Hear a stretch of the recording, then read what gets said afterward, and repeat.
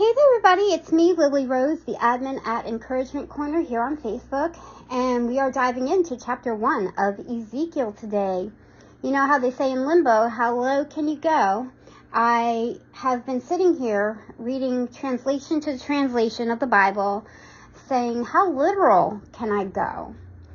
Unfortunately, after reading the Interlinear Bible with the original Greek and Hebrew, and also reading the Rothman's Bible of literal word-by-word translation, I am coming to the conclusion that complete literal would actually be confusing. It would be very choppy because the English language and the Hebrew language don't always have words for each other. So, depending on the chapter and the descriptiveness of the chapter, I will decide which translation to use. And that will be between the ESV, the NIV, and the NLT. The ones that are more descriptive, I will tend to use the NLT because they are in words that you and I can relate to for today, and will be able to give you a picture in your mind of what it was Ezekiel was looking at that time. So, chapter 1 in the book of Ezekiel, and I'm reading from the NLT. On July 31st of the 30th year, while I was with the Judean exiles beside the Kebar River in Babylon, the heavens were opened, and I saw visions of God. This happened during the 5th year of King Jehoiakim's captivity.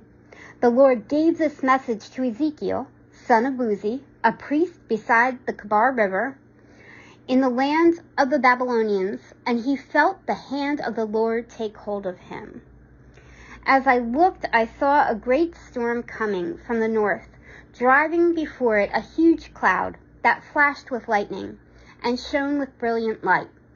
There was fire inside the cloud, and in the middle of the fire glowed something like gleaming amber. From the center of the cloud came 4 living beings that looked human, except that each had 4 faces and 4 wings.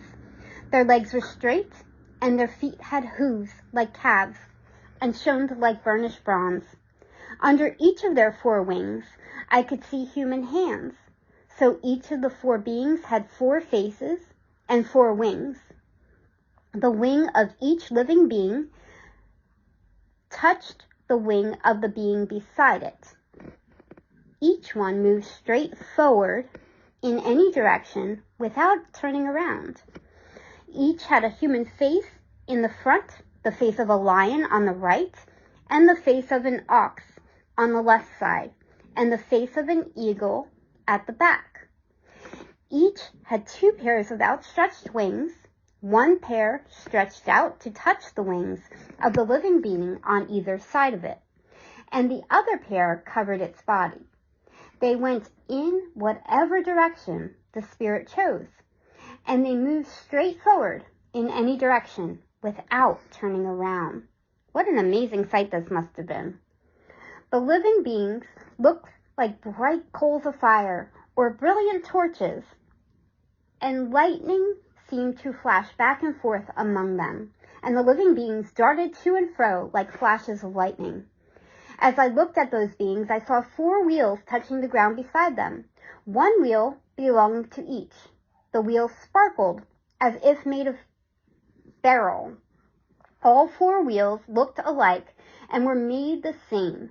Each wheel had a second wheel turning crosswise within it. The being could move in any of the 4 directions they faced without turning as they moved. The rims of the 4 wheels were tall and frightening, and they were covered with eyes all around. When the living beings moved, the wheels moved with them. When they flew upward, the wheels went up too. The spirit of the living being was in the wheels. So wherever the spirit went, the wheels and the living being also went. When the beings moved, the wheels moved. When the beings stopped, the wheels stopped. When the beings flew apart, the wheels rose up, for the spirit of the living beings was in the wheels. Spread out above them was a surface like the sky, glittering like crystal. Beneath this surface, the wings of each living creature stretched out to touch the other's wings, and each had 2 wings covering its body. As they flew, their wings sounded to me like waves crashing against the shore, or the voice of the Almighty, or like the shout of a mighty army. When they stopped, they let down their wings. As they stood with wings lowered, a voice spoke from beyond the crystal surface above them.